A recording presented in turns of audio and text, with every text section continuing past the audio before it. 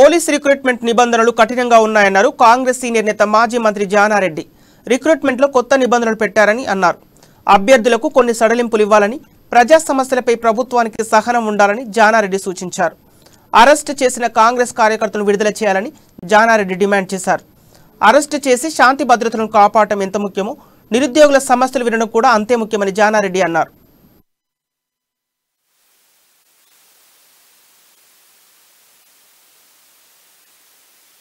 విషయమై అందులో ఉన్న విధి నియమ నిబంధనలు కొన్ని కఠినతరం ఉండటమే కాకుండా కొన్ని గతం కంటే మార్పులు చేర్పులతో ఉండటం, అదే కాకుండా మన ప్రిలిమినరీ పేపర్ కూడా ఏదైతే ఉన్నదో క్వశ్చన్ మార్క్స్ రాంగ్ ఉండటం, ఇటువంటి అంశాలు కొన్నిటిని ఇవన్నీ మీకు తెలుసు, నా దగ్గర ఆ కాపీ లేదు. ఈ విషయమై ఆ రిక్రూట్మెంట్ కు పోయినటువంటి అనేక మంది నిరుద్యోగులు, ఉద్యోగార్థులు వాటిపైన కొన్ని సడలింపు కావాలని ప్రభుత్వానికి పదే పదే మొరపెట్టుకుంటున్న విషయం, విజ్ఞప్తి చేస్తున్న విషయం కూడా మీ పేపర్లలో సమాచారాన్ని ఇచ్చినారు, మీకు తెలుసు. ఈ విషయమై కాంగ్రెస్ పార్టీ తరఫున యూత్ అయినటువంటి వాళ్ళు రిక్రూట్మెంట్ పోయే వాళ్ళ తరఫున యూత్ కాంగ్రెస్ తరఫున వారు శివసేన రెడ్డి వారి యొక్క టీం రాష్ట్ర వ్యాప్తంగా నిరసన తెలియపరుస్తూ ఈ అంశం పైన ప్రభుత్వం స్పందించాలని విజ్ఞప్తి చేస్తూ కార్యక్రమం చేపట్టినారు. ఆ కార్యక్రమ పరంగా సరే ఏదైనా వారి ద్వారా ఆందోళన జరుగుతుంది. పోలీసు యొక్క పద్ధతులు మీ అందరికి తెలుసు ప్రభుత్వం, రైట్? ఆ విషయంలో వాళ్ళందరినీ అరెస్ట్ చేయటం జరిగింది. కానీ అరెస్ట్ చేసి ఏ విధంగా